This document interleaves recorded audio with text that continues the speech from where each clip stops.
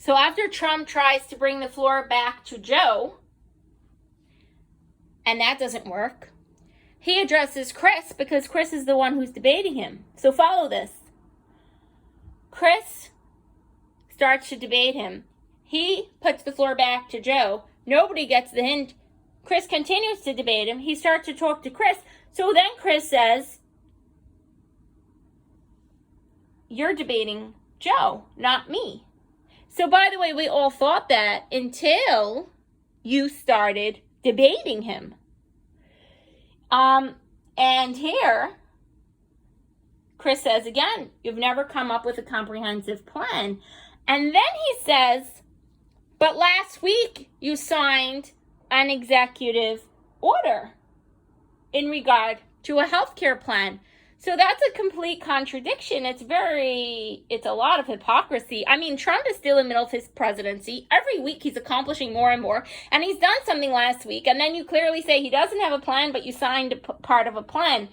So that's very, very contradictory. But it's also debating Trump. Once again, Chris is debating Trump. And so Trump then brilliantly puts it out there. I don't know if you all caught this. So he says to Chris then, "Well, first of all, I guess I'm debating you, not him, but that's okay." Right? So he just puts it out there for everyone to see what is going on.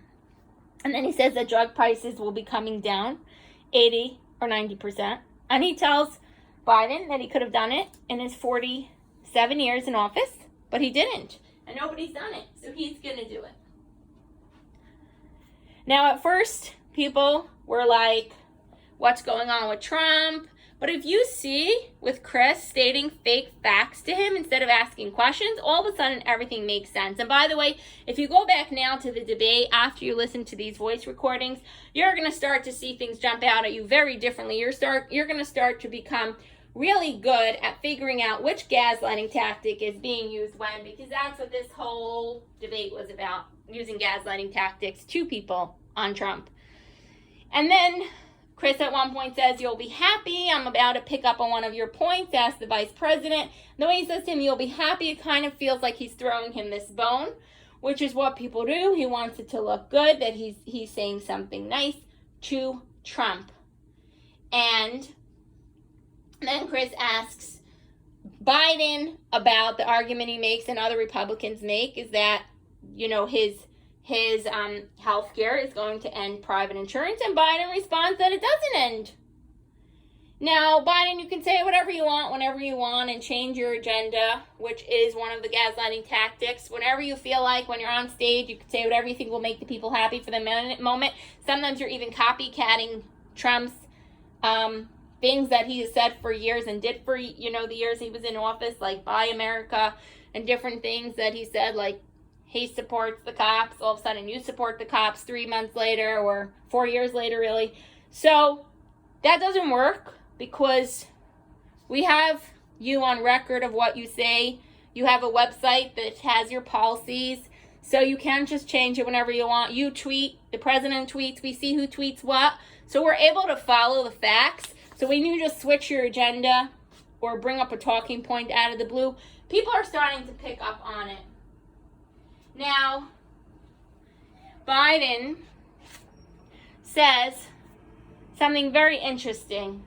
He says that those who are very, very poor could qualify for Medicaid, and if they're very poor, and an important thing that I can't figure out when Biden talks is what group I fit into, because Biden constantly, listen to the debate, you'll see what I'm saying, talks about the poor, poor, poor, and the rich, rich, rich, and the poor, poor, poor, and the rich, rich, rich, and the poor, poor, poor, and the rich, rich, rich. I'm sorry, but that's how it sounds whenever he talks. Trump, our President Trump, treats all Americans as Americans, but Biden has these groups. And I only hear about 2 groups, the poor and the rich. So I don't make $1 million a year, and I don't qualify for government assistance because I work. So today before the debate, I worked 12 hours. And then I listened to the debate, and then throughout the night, I listened to it again.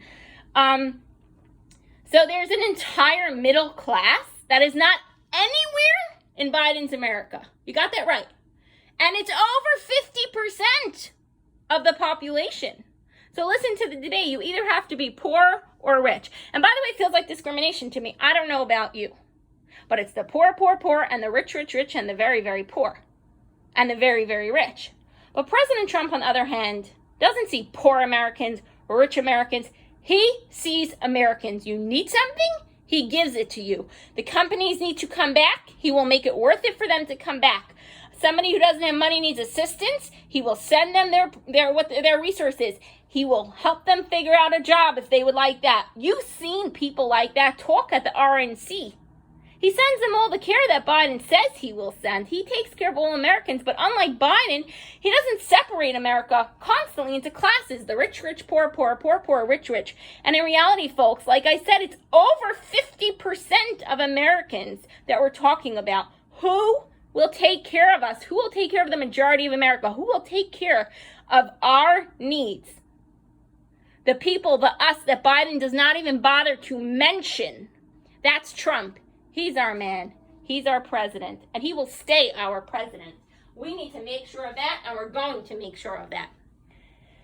And then Trump continues to stick to the facts throughout this debate. He's just sticking in as many facts as they do allow him while they're both constantly interrupting him. And he says he wants to give a better health care at a much lower price because Obamacare is no good. Yes, those are the facts. And he says it again later. Obamacare is no good. And then Biden says he has no plan for health care after Trump has just listed his plan. So he goes to the gaslighting tactic of just straight out lies. And he says that his executive orders have no power. He hasn't lowered drug costs for anyone. And then Trump just says, like, he has. So, you can't really debate facts. You can debate, like, difference in opinion and policy, like if you like a certain color or not. But, like, you can't be like, no, you didn't get your stimulus check. Yeah, I got it in the mail. So he goes to the lying tactic on Biden. Biden says, everything Trump says is a lie. And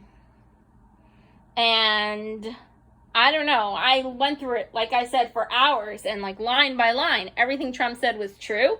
And everything Biden said, he just said whatever he felt like in the moment. He brought up whatever talking points he wanted, and he just said one lie after the next.